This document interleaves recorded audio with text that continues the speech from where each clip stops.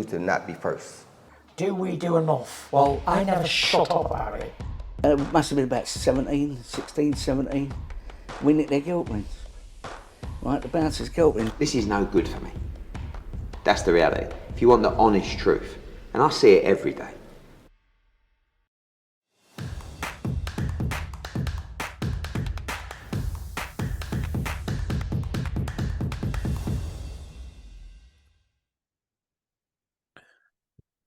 This is Umar for IFL TV. A couple of days after a very dramatic night at Wembley Arena, obviously disappointing from a British point of view, with Joe Joyce getting knocked down, and really shocking to see him down in a ring. It's the first time we've ever seen it from a world class punch from Zhilei Zhang. Just your thoughts a couple of days after that, please, Frank. Well, it's a tremendous punch, and if he'd have caught anybody with that shot, I'm sure he'd have knocked him over. It was a perfect punch. You know, going into that round, both the judges had it even, one apiece. I mean, Joe was doing the right thing, certainly in the first round, and working on the inside and stepping to his left. That's how you negate a southpaw. But come the third round, we got caught a couple of times in the second round, and he also, he threw a few shots himself, but he just got caught. He got standing square on and got hit with a couple of good shots, and that last punch was a phenomenal punch that would have knocked anybody over. Just didn't cope with a southpaw style. He just didn't cope with it. It's the first time he's ever been on the floor as a pro. I know it was a tremendous punch, and Zhang is an absolute unit of a man, a huge heavyweight. But you know, we've seen Joe's career right from the start. Has taken punishment throughout his whole career in the amateurs and the pros, and of course loads of rounds in sparring. Hasn't been a problem for him so far because he just walks through everyone. But do you think it's potentially caught up with him and his punch resistance is going? Well, he got caught with a good shot. If you get hit, no matter how big you are, and how strong your chin, you get hit with the right shot, you'll go. You know, he got hit with some really good shots against Joseph Parker, yet some of the journalists who are really slagging him off now was saying it was a world-class performance, the juggernaut. He would give Tyson Fury all the problems in the world. That's what they were saying. You know, he got caught, and he got caught by a guy who's 40 years of age, who's a big man and has done everything that's been asked him as a pro. I think, you know, as I said on Saturday to you, even his loss against Hrgovic, I thought he won that fight. But anyway, that was, you know, wasn't the end of the world for that defeat. But he's put himself into a strong position. You know, after the first fight, Joe asked for the rematch, and that was his prerogative, and unfortunately it didn't work out for him. Frank, you know, Joe in the ring and you guys have worked him to a position where he was the interim WBO champion, mandatory, didn't have to take this fight with Zhang in the first place. It was a voluntary shot. Now, obviously, him and his team agreed to take this fight with Zhang. It's good for yourselves because it's good television, a good fight, etc. But lots of regrets now from Team Joyce about even entering this. Well, I'm sure they may have regrets, but you know, it is what it is. You can't turn back the clock. And let's get it right. You've got to understand from our perspective, we're called Queensbury Promotions, and there lies the clue. We are promoters. So we sign boxers up, and we put fights together. We hope will sell to the public. We get behind our fighters, and there are times where fighters that we sign, like Zhang signed with us, and Joe and Dubois and so forth, we put them together. We don't shy away from it. We put the fights together, and the best will come through on the particular night. And it's not the end of the world for losers. We go with them. We don't discard guys. We work with them. The proof's in the pudding. We've done that over the years.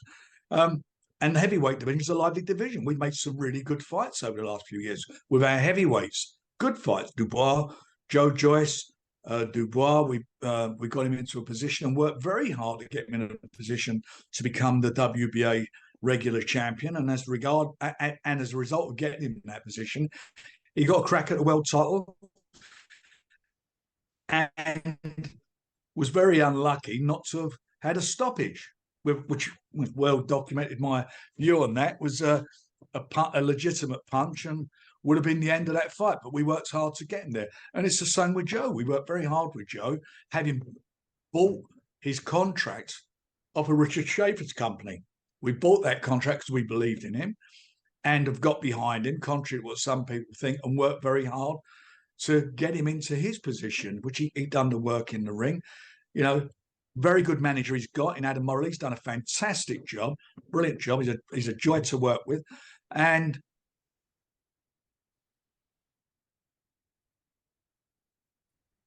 as a sub-champion, which made him a mandatory, he's had a couple of fights and lost that position now. Now, I'm asked on the night, what do you think he should do next? How can I answer that question on the night? What I'm going to say, like, come out, oh, well, there's plenty of fights there, do this, do that. No, he's got to sit back, and I'm sure he's had time to reflect, and I've read in a couple of interviews that he wants to fight on. I went to see him after we'd done the interviews in the dressing room and spoke with him. And I just said to him, like I'm telling you, we're with him. Whatever he chooses to do, we'll be with him. We'll work with him. If he wants to continue fighting, then we'll work with him. And if he wants to continue fighting, he's got a tough climb back. He's just had he's coming off of 2 losses, and one of them was a severe knockout. So what am I lying when he's got to come back, and if he comes back, he's got to get involved in get back to the top. But there are some fights there, domestic fights. And when I say domestic fights, they're against guys who are ranked in the top 10 of the world domestically. That's not a step backwards. There are fights there if he wants to do that. And it's a big if he wants to do it. If he does, and his team want to after they've had their discussions, then I will move heaven and earth to work with him and help him. Well, you received a lot of criticism, Frank, about suggesting, Joe should retire when you did your interviews on Saturday. That's his choice. The criticism I got was I was giving him up. I didn't say that. People don't listen. They don't listen to what I said. I know what I said. So they need to go back and listen rather than just grab something out of the air and interpret it into something it wasn't even. How on earth they can interpret what I said into some of the criticism. I don't understand. Is it named Savannah Marshall about promoters giving him up? And where did she get that from? I don't understand where that comes from. I find that very strange you should say something like that. But anyway, I can't be responsible for what they say. I can only be responsible for what I do and what I intend to do. And I intend to stand by Joe Joyce, the same as I stood by Daniel Dubois, and the same as I stand by any fighter that I work with. If they fall into difficulties, if they get beat, we bring them back. There's 2 fighters on that card. One suffered a serious hand injury in Zach Parker, which was the final elimination for the world title. We brought him back in. We got behind him, and we hopefully he'll be back in contention and get another crack at the title. We've done the same with Anthony Yard. That's what we do. We stick by our guys. We don't discard them. No, I wouldn't do that, and I certainly wouldn't do it because I like working and I like the people who are around them. And we work very well with them. Okay.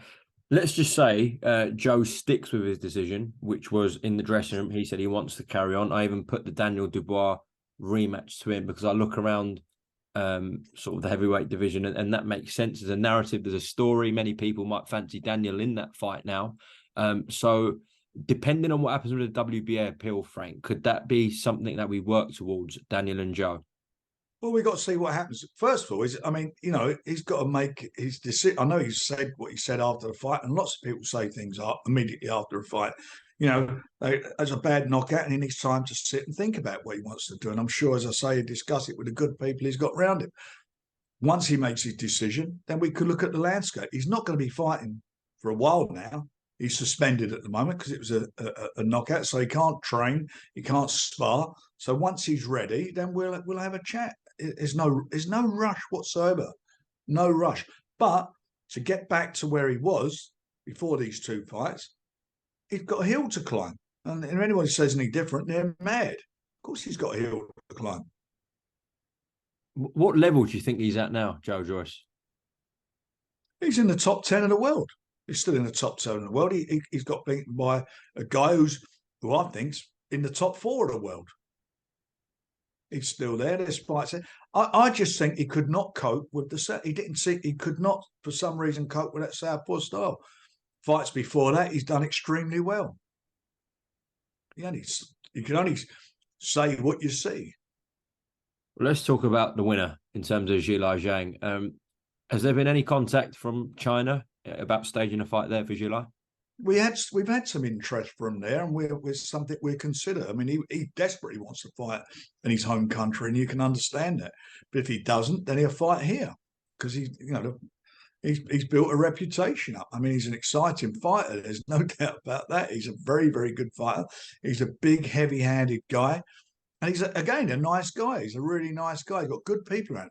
The two managers are Mills Lane's son, the famous boxing referee. Let's get it on. That's that's their dad. So they're boxing people, and they've done a good job with their man. Done a very good job with him, and I hope, and we've given him an opportunity, and he's taken that opportunity. Hopefully, we get sort of a unification, undisputed fight with Tyson and Alexander, early next year. We're end of September now. So have you discussed with Terry and Tommy in terms of Zhilei's managers about what the next step is for him? Well, being realistic, I don't think the WBO will call for a fight before next summer. Yeah. And before that, the IBF have got it's their turn. So nothing's going to happen before then. So he want to be out. He want to be busy, and we'll get him out and we'll make him busy. There's some good fights to be made with him. Deontay Wilder needs an opponent. What an exciting fight that would be if he fancied it. What an exciting fight. Well, yeah, I mean, that would sell in America. That would sell in China. You could do it. I absolutely agree with you. And look, he's been on the road all the time, hasn't he? That's what he's done. He's been on the road, and he's been very successful. What he's done, certainly, I'll tell you what, he's won the English fans over. That's for sure. Yeah, he has. He has. How much of a chance do you give him against the likes of Usyk, Wilder, even Tyson, Frank? If he catches anyone with a shot like that, they're going to have an extremely good chin to get over it. I mean, they're poleaxing punches. That was a poleaxing punch, a perfect shot.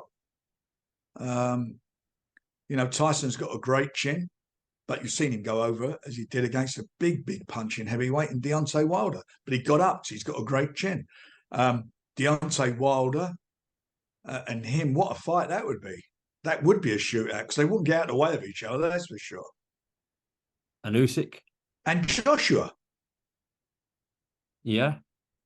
Usyk, I fancy him against Usyk. I think he's a big man. I fancy him. Look, Usyk's a very, very good fighter. And I know I'm repeating myself as always, but I fancied Daniel Dubois would give him a tough fight. I fancied if he caught him, he'd beat him. And he exposed him. He showed what we all know, what we know in the business, because we do know something about the business. We're pretty good at guiding fighters. And I know that he struggles with a shot to the body, and that was shown. I've seen that in the past. He certainly wouldn't take a punch off of this guy. You just mentioned Joshua there as well. I mean, obviously Zhang's with you, Joshua's with Matchroom. Do you think that could get done? Well, wouldn't you much rather see that than him fight another fight like he did last time? I'd like to see Joshua Zhang. Yeah, it'd be a good fight. Do you not think the public wouldn't come out for that? That's a stadium fight. That is a stadium fight. But they didn't make it when they had the same promoter. They ducked him. And to be honest, you can see why. Okay. Anything you want to sort of add about the main event before we move on for the rest of the card, Frank? No, I thought it was what it was, and and obviously the fallout of it is there's a guy now who's announced himself in a big way on the heavyweight stage, and Zhilei's done that, and then and Joe is yet another story. That's another story. Can he, if he does decide he's going to fight on, can he get back? Can he get back to where he was? Can he do it? And that's just that only time will tell. But whatever it takes, if he wants to go down that road, we're there to help him. He's a really, really good guy. He's one of the good guys in boxing. Quickly ask as well, you might not want to divulge too much into it, but contractually with Zhang, how long are we looking at roughly, Frank? We're okay. Don't you worry about that. Okay, I think that's the answer. That answer gives enough there. Let's talk about heavyweight still. Moses Talma, easy night's work for him. He was frustrated in his last fight at Telford. I know you were as well, with the opponent tucking up, etc. But made light work of his opponent in this Saturday first round stoppage. Well, he made what what impressed me about it. And I looked at the shots he threw were unbelievable. But the speed, the hand speed, I watched that back afterwards when I got home on slow motion. When they on TNT they showed the slow motion looked like normal time. You look at normal speed, it's phenomenally fast hands. I mean, really, really fast hands. It's like a flyweight the way he's throwing those fast punches. Phenomenal and very accurate. He's, as we all know, he's only 18. He's got a way to go yet. But I'll tell you what, he can fight. He's got a fabulous eye, real good eye. It really has, and I love it. I love watching him. Well, I know there's going to be a big announcement about him soon. We can't say yet, but yeah, we'll leave it at that. Maybe we will. Anthony Yard. I mean, the opponent offered really nothing, did he, Frank, on Saturday? Well, look, let's get it right. First of all, the opponent, he'd been out for 9 months, and he had an opponent who pulled out a couple of days before the fight. So we had to work hard, or the matchmaker had to work hard to found somebody. And, I'm not going to dress it up in any way. It was what it was. But he got the rust out of his system. And now he's got to step up, which he wants to step up for a big fight. And we want to make a big fight. And the ideal fight would be the winner of a fight between Buatsi and Aziz. We had no problem whatsoever making that fight whilst we're waiting to get him a shot at the world title. His next fight's got to be a big fight. He's got the cobwebs out of his system. Now we move on. Okay, we should see what happens with Buatsi and Aziz, and I'm sure we'll have a conversation straight after about any talks with Anthony Arden making that fight. Zach Parker, what did you make of his return? I thought he boxed well. You got to remember. I don't know if you see the scar on his hand from the operation. He really busted his hand in that final eliminator against John Ryder. I'm not taking anything away from John, but he did bust his hand up badly. He's had a serious operation on it. And what is it? It's a long time now. He's been out for quite a while himself.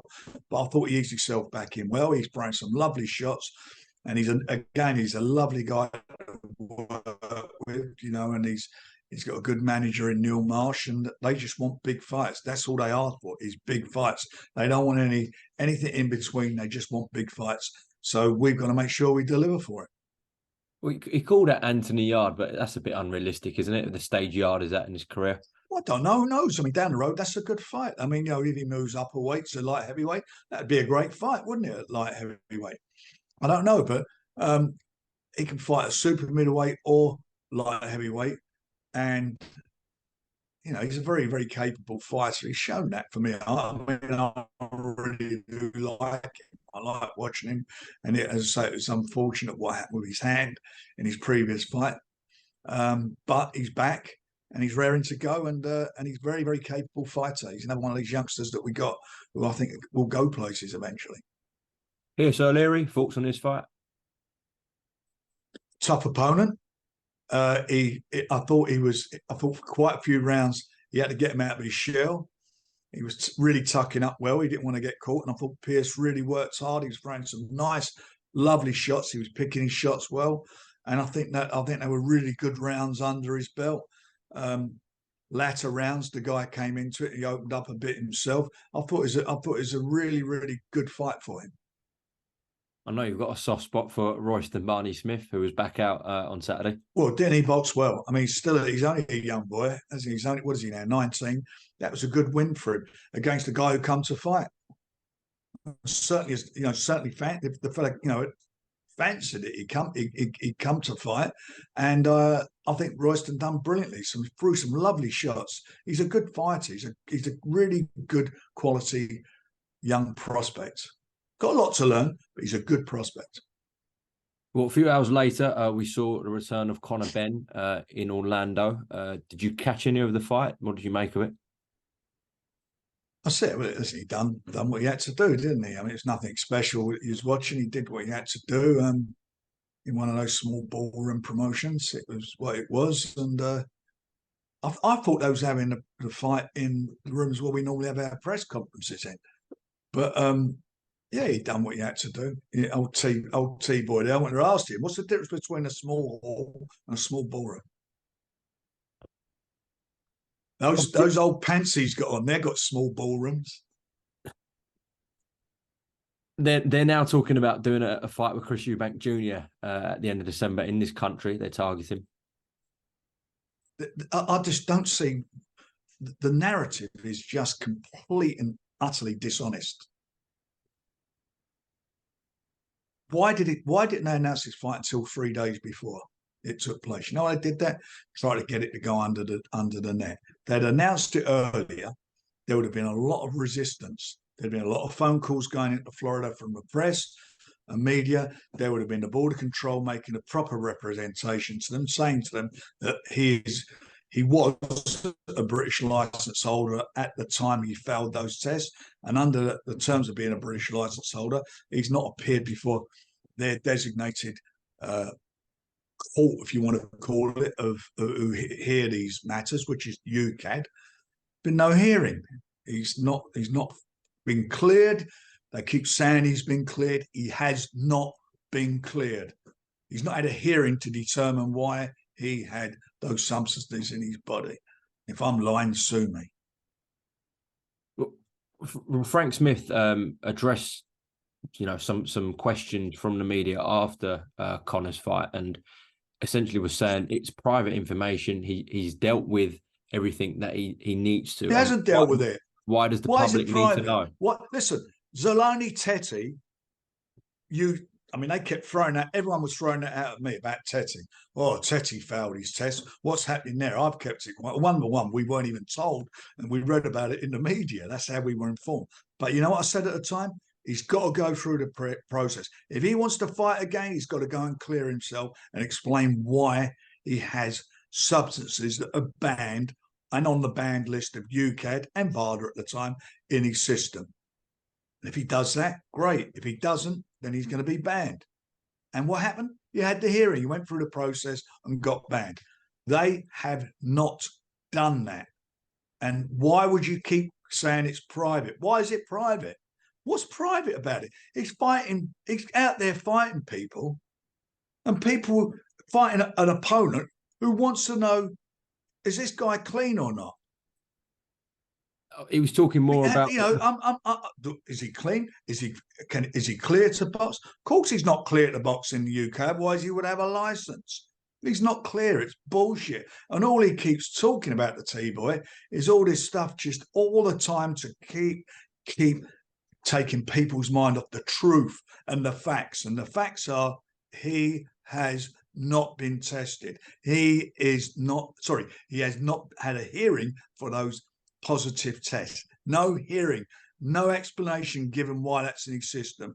Boxing border control, he has not got a license, nor has he applied to be re-licensed for him. And they won't re-license him until he has the hearing. And that's it. I think he also called Robert Smith a pillock. What is that all about? I mean, who is this guy? I mean, a pillock? It's insulting. I don't know. I don't get this. How he's even got the cheek to say anything like this when this is the fella that hid that test from his brother-in-law. He must think his brother-in-law is a pillock as well because he didn't tell him about it. His point about the public knowing, he's saying in his own words, for example, why does a builder need to know what's going on with Conor Benn's case? Why does a builder? Who's the builder? Bob the builder? I don't know. Why does a builder? No, the public need to know. You know why? Because what you're doing as the member of the public, you're buying tickets for a fight or you're paying for a pay-per-view. And in the meantime, someone's tested positive and you're booking a hotel. Because if you live outside London, you're coming down to watch that fight. And in the meantime, your opponent's training for a fight and he's unaware, but not being made aware by his brother-in-law that the fella he's in the ring with having to kill himself to make weight.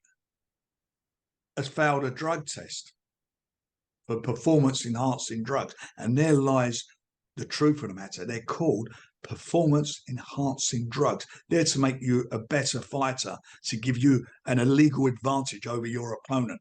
And you hid that from your brother-in-law or your in-law, whatever you want to call him, Pillock. Frank, what did you make of talking about the board? What did you make of I haven't actually watched it because I was busy covering your fight week and stuff, but the documentary that surfaced on Channel 4 about the board. Do you know what I'm talking about? It was a load of rubbish. Yeah. I thought it was a load of rubbish. I really did. I don't, look, we're all, this racist stuff is a very, how can I put it? It's raw, and it actually, you look at it and you think to yourself, it's an easy thing to talk about in boxing, which really I get upset about, because I think boxing is the least racist sport out of all the sports.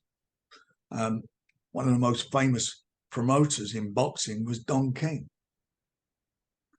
And the referees they talked about, the 2 referees, they're okay, those referees, but, be honest, I've seen some of their performances, and I don't think that some of their performances were up to scratch. But I can say that also against a couple of white referees who are still licensed, who sometimes I look at them and think, how on earth have they still got it? But that is what's happened. But to say that they're being barred because they're black, I do not believe that for 1 second. And it shouldn't be about black, white, pink, yellow. It's about, are you competent or not? Because you're in the middle of 2 guys who are trying to knock the blocks off each other. And you have to have a competent official, and you have to be out. And if you're a judge, you have to be competent to scoring fights. And that is really, at the end of the day, what it's all about. I don't know about the young girl, because I didn't quite understand what that was all about. But I felt it was. I don't believe it anyway. I just don't believe it's about racism. I think it's about people, whether they're competent or not. Right. Yeah. Okay. In terms of what's on the horizon for Queensbury, obviously you've got your October 6th show that got pushed back from September 15th with Alex Zorro, who had a spectacular win last time at York Hall, knocking out Jose Burton. He's back out. Well, we couldn't make our mind up whether to go to the small ballroom or back to York Hall. So we're going to York Hall, and it'll be a cracking show. It's a really good show. All our youngsters again. I'm putting our youngsters on, not the big name fighters, because they got to make their way. The youngsters are on at York Hall, and I'm looking forward to it. So, that'll be on, and then we've got a really good show which we'll be announcing soon in Manchester. Multi-titles on the show, old school boxing, really good quality event. Everyone will like it. Proper fights. It's going to be quite interesting. Some really good fights amongst boxers that we have on our promotion, like a couple of guys that we promote, both of them. We're putting them together. So there's going to be some good fights on there. Is that in November, that show? That's in November, and we've got a big show as well that we'll be doing in London in December, again, with some quality fights on there. Okay. And we'll be doing another one at York Hall, because we've got to keep our reputation going as not a small ballroom promoter. You forgot October 28th as well in Riyadh. I was just, I thought we could try and get through this without mentioning. No, that's a mega event, and we're all looking forward to that. Not far away now, it's a month away. Month away till Riyadh, it is indeed. Frank, is there anything else you want to sort of add before we close off? Anything you want to say? No, I'm just wondering what you're going to do this week. Is it Wednesday? If Chelsea don't score a goal on Wednesday, how are you going to goal a month competition?